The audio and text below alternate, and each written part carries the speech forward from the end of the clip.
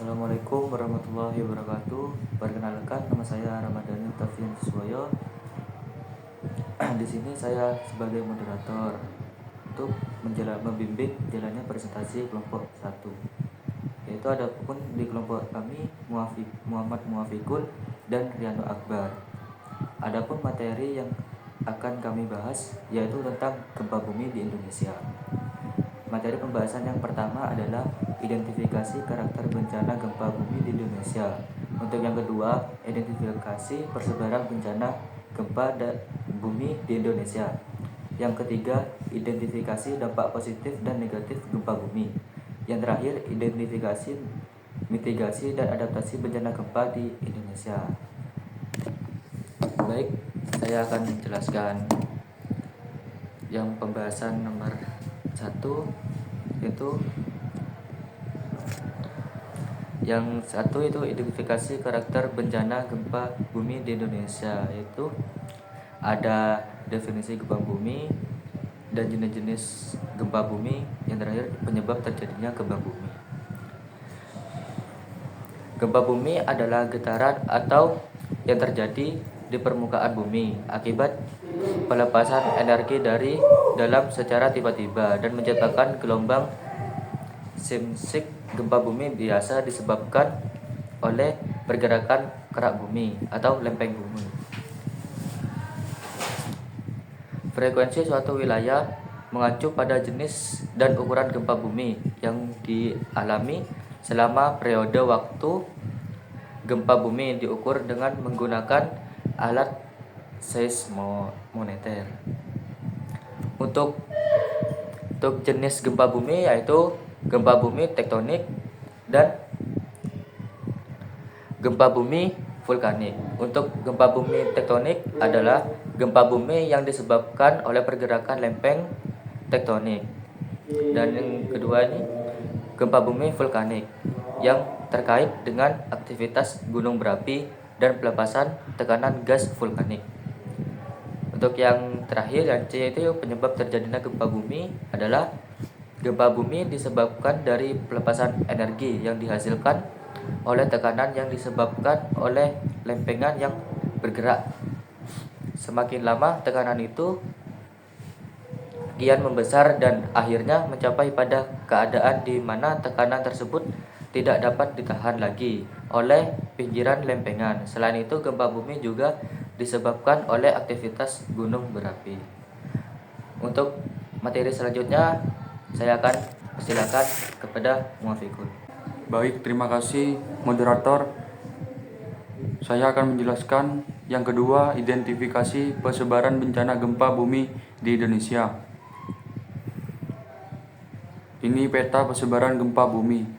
Gempa bumi di Indonesia sering melanda berbagai daerah di Provinsi Aceh, Sumatera Barat, Pulau Jawa bagian selatan, Lombok sampai Maluku. Sering terkena gempa Adjarain. Beberapa tempat tersebut mempunyai getaran gempa yang kuat sehingga dapat menyebabkan bencana gempa bumi. Yang B, contoh gempa bumi di Indonesia. Gempa bumi Nias. Gempa terbesar di Indonesia selanjutnya terjadi di perairan Pulau Nias, Sumatera Utara dan Pulau Simeulue pada tanggal 28 Maret 2005. Jam 11:09 WIB. Gempa bumi ini mengguncang Nias dan Pulau Simeulue dengan kekuatan 8,2 skala Richter. Gempa besar ini dapat dirasakan oleh berbagai wilayah seperti Jambi, Pekanbaru, Kuala Lumpur, Malaysia, hingga getarannya mencapai Bangkok, Thailand. Gempa bumi ini termasuk ke dalam gempa bumi terparah di Indonesia karena memakan banyak korban. Lebih dari 1.000 orang meninggal dunia dan 2.391 mengalami luka-luka hingga banyak bangunan yang hancur lebur. Gempa bumi kembali melanda Sumatera pada 2005. Terjadi pada 28 Maret 2005 pukul 11:09 WIB. Segera setelah terjadi muncul peringatan akan kemungkinan datangnya tsunami yang akhirnya tidak terjadi menurut BMKG. Gempa bumi ini disebabkan oleh pergeseran dua lempeng, yaitu lempeng Samudra India dan Australia, yang bergerak dari arah barat daya dan menunjam ke dalam lempeng Asia yang berada di sebelah timur laut. Gempa ini kemungkinan terpicu oleh gempa sebelumnya pada bulan Desember 2004, yaitu gempa bumi Samudra Hindia 2004. Akibat gempa bumi ini tercatat 1.346 orang meninggal dunia. 5W1H 1. Bencana apa yang sedang terjadi? Gempa bumi. 2. Kapan terjadinya bencana gempa bumi tersebut? 2005 jam 11:09 WIB. 3. Kenapa gempa bumi tersebut terjadi? Karena pertemuan dua lempeng. Yang keempat, siapa yang terdampak gempa bumi tersebut? Warga Pulau Nias dan Pulau Simeulue. Yang kelima, di mana kejadian gempa bumi tersebut? Di Pulau Nias dan Simeulue. Yang keenam, bagaimana keadaan korban gempa bumi tersebut? Lebih dari 1.000 orang meninggal dunia dan 2.391 mengalami luka-luka. Yang ketiga, identifikasi dampak positif dan negatif gempa bumi. A. Dampak positif. Dampak positif gempa bumi letusan gunung berapi yang membuat tanah menjadi lebih subur karena abu vulkanik yang mengendap. B. Dampak negatif gempa bumi negatif dapat menimbulkan dampak yang menghancurkan kerusakan struktural. Gempa bumi dapat merusak bangunan, jembatan, dan infrastruktur, bahkan menyebabkannya runtuh, hilangnya nyawa dan cedera. Gempa bumi sering kali mengakibatkan hilangnya nyawa dan cedera serius. Mungkin itu yang saya sampaikan. Saya akan kembalikan ke moderator. Baik, terima kasih Muafikul. Untuk materi selanjutnya akan saya serahkan kepada Rianu Akbar.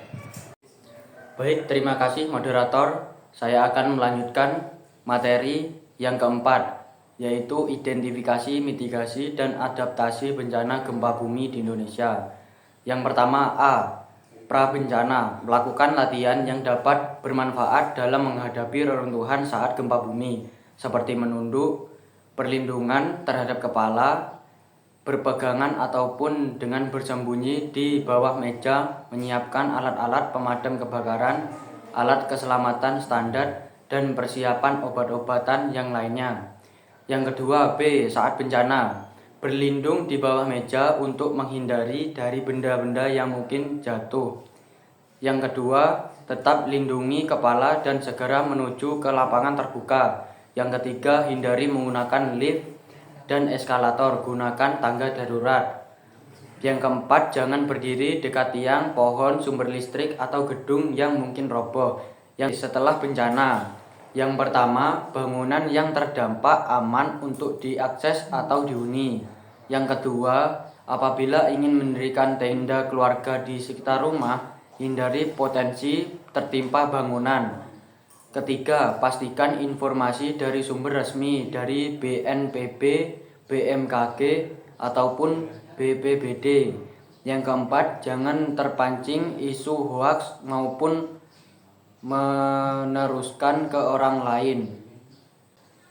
Yang terakhir, ada adaptasi gempa bumi. Proses adaptasi saat gempa bumi melibatkan beberapa langkah seperti penyadaran dan pendidikan, mengedukasi masyarakat tentang tindakan darurat saat gempa bumi, termasuk cara bertindak dengan cepat. Yang kedua, pengembangan infrastruktur, membangun bangunan dan infrastruktur yang tahan terhadap guncangan gempa, seperti bangunan dengan struktur baja atau beton bertulang. Yang ketiga, penggunaan teknologi. Penggunaan teknologi untuk sistem peringatan dari yang memberitahu masyarakat sebelum gempa mencapai wilayah mereka. Memberi lebih banyak waktu untuk evakuasi. Yang keempat, pelatihan dan simulasi. Melakukan latihan, evaluasi, dan simulasi gempa secara rutin untuk mempersiapkan masyarakat dan meningkatkan respon darurat. Yang kelima, perencanaan darurat. Membuat rencana darurat keluarga, sekolah, dan kantor yang mencangkup langkah-langkah untuk bertahan selama dan setelah gempa bumi terjadi. Baik, itu saja yang dapat saya sampaikan. Saya kembalikan kepada moderator. Terima kasih. Baik, terima kasih Ranu Akbar telah menjelaskan materi yang terakhir. Mungkin itu saja yang bisa kami sampaikan. Kurang lebihnya mohon maaf jika ada kesalahan kata bicara, mohon dimaafkan. Baik, terima kasih. Assalamualaikum warahmatullahi wabarakatuh.